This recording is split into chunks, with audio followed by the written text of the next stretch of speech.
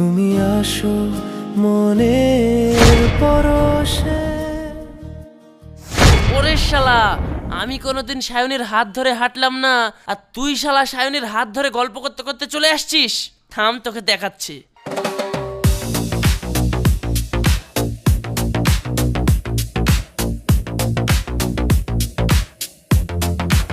রাশিদ, তুই তো ভালো টাইমে চলে এসেছিস। লে মুড়ি খা। আমি খাবো না।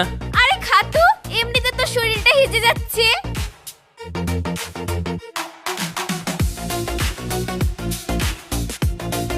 কিরে রাশিদ, খা। হ্যাঁ হ্যাঁ, খাচ্ছি। রাশিদ ভাই কেমন আছিস বল? কেমন আর থাকবো, তুই যেমন রেখেছিস তেমনই আছি। এই দা ভাই, তুই ঠাট্টা করছিস, আমি আবার তোকে ভালো মন্দ কি করে রাখবো? তাহলে আজকে কটার সময় পড়তে যাব রাশিদ? তোকে আর পড়তে পড়তে যেতে হবে না, তুই রাস্তায় ঘুরে বেড়া। কি বললি?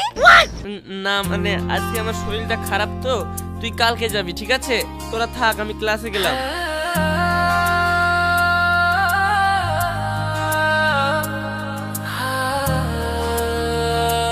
সাহেব তুই এখানে? আমি তোকে কখন থেকে খুঁজে বেড়াচ্ছি। তাড়াতাড়ি চল, প্রিন্সিপাল তোকে ডাকছে।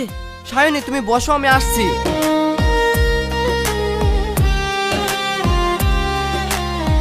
জানিস সায়নী, আমার মন বলছে রাশিদ তোকে খুব ভালোবাসে, তাই সাহেবের সাথে তোকে দেখে রাশিদ রাগ করে চলে গেল।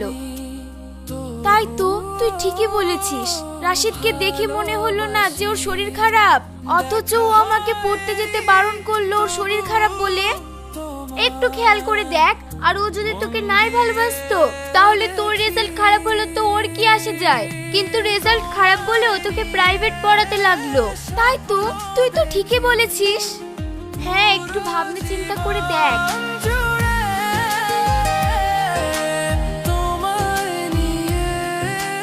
তোকে বউ বানাবো, যতই লোকে হাসুক তোকে বউ বানাবো, তুই হবি আমার সুখ।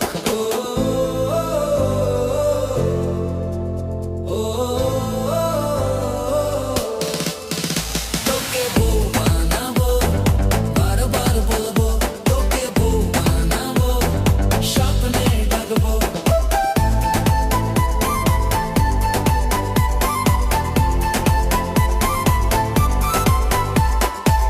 তোকে বউ বানাবো, যতই লোকে হাসুক। শোনো, আমি সবই বুঝতে পেরেছি যে তুমি আমাকে খুবই ভালোবাসো, আর তুমি যখন আমাকে এতই ভালোবাসো তাহলে আমার ব্রেনকে দিয়ে এত পড়াশোনা করে কি আর হবে? তোমাকে